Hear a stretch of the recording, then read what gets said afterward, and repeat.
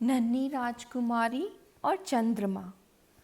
बहुत पुरानी बात है। समुद्र किनारे एक नन्ही सी राजकुमारी रहती थी। एक दिन उसने इतनी चटनी खा ली कि बीमार हो गई। डॉक्टर ने भी उसे देखा तो चिंता में पड़ गया। राजा ने राजकुमारी से पूछा, बताओ तुम्हें क्या चाहिए। राजकुमारी बोली, अगर मुझको चंद्रमा मिल जाए तो मैं अच्छी हो जाऊंगी। राजा के पास एक से बढ़कर एक जानवर, विद्वानों की भीड़ लगी रहती थी। वह उनसे जो मांगता वे हाजिर कर देते। इसलिए राजा ने कह दिया, ठीक है, तुमको चंद्रमा मिल जाएगा। राजा ने दरबार में पहुंचकर मंत्री को बुलाया। मंत्री तुरंत हाजिर हो गया। राजा ने कहा, मंत्री जी, राजकुमारी को चंद्रमा चाहिए, तभी उसकी तबीयत ठीक रहेगी। आज रात या ज़्यादा से ज़्यादा कल तक हर हाल में चंद्रमा चाहिए। यह सुनकर मंत्री पसीना पसीना हो गया और बोला, महाराज, चंद्रमा लाना तो असंभव है। चंद्रमा 35,000 मील दूर है। वह पिघले तांबे का बना है और राजकुमारी के कमरे से बड़ा है। मंत्री की बातें सुनकर राजा गुस्सा हो गया। उसने मंत्री को तुरंत जादूगर को हाजिर करने का हुक्म दिया। जादूगर ने नीले रंग का लबादा पहन रखा था। कलगीदार टोपी में चांदी के सितारे चमक रहे थे और लबादे पर सोने के उल्लू बने थे। मगर जब राजा ने राजकुमारी की इच्छा बताई तो उसका चेहरा पीला पड़ गया। जादूगर बोला, राजा साहब, चंद्रमा तो कोई नहीं ला सकता। चंद्रमा तो 1,50,000 मील दूर है। हरे पनीर का बना है और महल से 2 गुना बड़ा है। राजा आग बबूला हो गया। उसने कहा, मुझे तुम्हारी बकवास नहीं सुननी। अगर चंद्रमा नहीं ला सकते तो फौरन यहाँ से रफा दफा हो जाओ। तब राजा ने अपने राज्य के सबसे बड़े गणितज्ञ को बुलाया। वह गंजा था और उसके दोनों कानों में पेंसिल लगी थी। उसके काले चोंगे पर सफ़ेद अंक चमक रहे थे। गणितज्ञ के आते ही राजा ने कहा, देखो, मुझे अपनी बेटी के लिए चंद्रमा चाहिए और तुम्हें इसका जुगाड़ करना है। गणितज्ञ बोला, महाराज, चंद्रमा तो 3 लाख मील दूर है। वह सिक्के की तरह गोल और चपटा है और आसमान में चिपका है।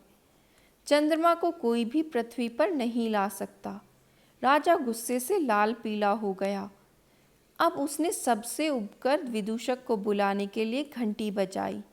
रंग बिरंगी कतरनों से बने कपड़े और टोपी लगाए, छलांग मारते हुए राजा के पास आ गया और बोला, महाराज, मैं आपकी क्या सेवा कर सकता हूँ।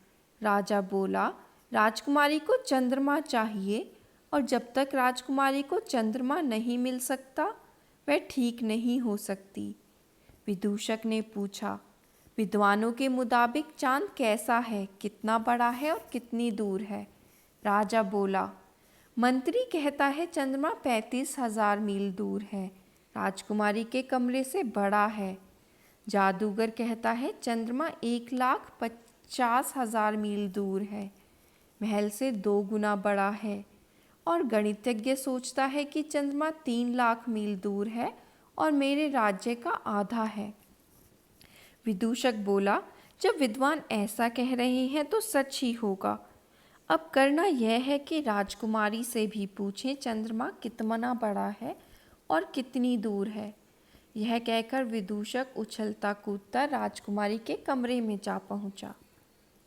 विदूषक को देखकर राजकुमारी मुस्कुरा दी और बोली, क्या तुम मेरे लिए चंद्रमा लाए हो। विदूषक बोला, अभी तो नहीं, पर हाँ, जल्दी ही ले आऊँगा। अच्छा बताओ, चंद्रमा कितना बड़ा है। राजकुमारी बोली, अरे तुमको नहीं पता, चंद्रमा मेरे नाखून से ज़रा सा छोटा होगा, क्योंकि जब मैं अंगूठा चंद्रमा के सामने करती हूँ तो वह ढक जाता है। विदूषक बोला, और चंद्रमा कितनी दूर होगा। राजकुमारी बोली, मेरी खिड़की के बाहर जो पेड़ है उससे तो ऊंचा नहीं होगा, क्योंकि वह कभी कभी पेड़ की टहनियों में उलझ जाता है। वह किस धातु का बना होगा। विदूषक ने पूछा। अरे यह भी कोई पूछने की बात है, चंद्रमा तो सोने का बना होता है। राजकुमारी बोली। विदूषक बोला, अच्छी बात है। आज रात जब चंद्रमा टहनियों में उलझेगा तो मैं उसको उतार लाऊंगा। राजकुमारी बोली, ज़रूर, मुझे जल्द से जल्द सोने जैसा चंद्रमा ला दो। विदूषक महल से सीधा सोनार के पास गया और राजकुमारी के नाखून से ज़रा छोटा सोने का चंद्रमा बनवा लिया। उसे सोने के तार में पिरोकर राजकुमारी के पास ले आया। राजकुमारी खुश हो गई और सुबह बाग में चहकते हुए खेलने लगी। वह स्वस्थ हो गई थी। राजा अब भी चिंतित था। उसे पता था कि रात को जब चंद्रमा निकलेगा तो बिटिया फिर बीमार होगी। उसने मंत्री को बुलाया और कहा, कुछ ऐसा उपाय करो कि राजकुमारी आज की रात चंद्रमा ना देख पाए। बहुत सोच विचार कर मंत्री बोला, राजकुमारी को काला चश्मा पहना देना चाहिए तो चंद्रमा दिखेगा ही नहीं। राजा चिड़चिड़ा गया और बोला, अगर राजकुमारी काला चश्मा पहनेगी तो चीज़ों से टकराएगी, उससे उसे नई बीमारी हो सकती है। अब जादूगर को बुलाया गया।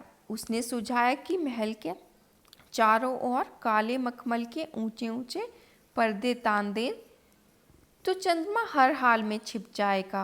राजा को सुनते ही गुस्सा आया, अरे इससे तो बेटी का दम घुट जाएगा। तब गणितज्ञ बुलाया गया। उसने भी जोड़ घटाकर बताया कि बगीचे में जमकर रंग बिरंगी आतिशबाजी की जाए तो इस चकाचौंध से चंद्रमा दिखाई ही नहीं देगा। राजा को इस बात से इतना गुस्सा आया कि वह चीखने लगा, आतिशबाजी होगी तो बिटिया सो नहीं पाएगी और सोएगी नहीं तो बीमार हो जाएगी। चले जाओ यहाँ से। इन सब के जाने के बाद विदूषक आया। राजा ने कहा, यह देखो, राजकुमारी की खिड़की पर चंद्रमा चमक रहा है। अब वह देखेगी कि उसके गले में पड़ा चंद्रमा आसमान में चमक रहा है तो उस पर क्या बीतेगी। विदूषक चुपके से संगमरमर की सीढ़ियां चढ़कर राजकुमारी के कमरे में पहुंच गया। राजकुमारी बिस्तर पर लेटी चंद्रमा को देख रही थी। उसके हाथ में चंद्रमा का लॉकेट था। विदूषक बोला, कितनी अजीब बात है, चंद्रमा आसमान में चमक रहा है जबकि वह तो सोने की जंजीर के सहारे तुम्हारे गले में लटक रहा है। राजकुमारी खिलखिलाकर हंस पड़ी, अरे तुम तो एकदम बुद्धू हो, इसमें अजीब बात क्या है? जब मेरा कोई दांत टूट जाता है तो उसी जगह दूसरा नहीं उगाता। विदूषक बोला, अरे हाँ, जानवर की सींग झड़ जाती है तो वह भी तो फिर से आ जाती है। इतनी सी बात मेरी अकल में क्यों नहीं आई? राजकुमारी बोली, ऐसा दिन रात रोशनी चंद्रमा सबके साथ होता है। विदूषक ने देखा कि धीमे धीमे बुदबुदाते हुए राजकुमारी खुशी खुशी सो गई है। विदूषक मुस्कुराता हुआ कमरे से बाहर आ गया।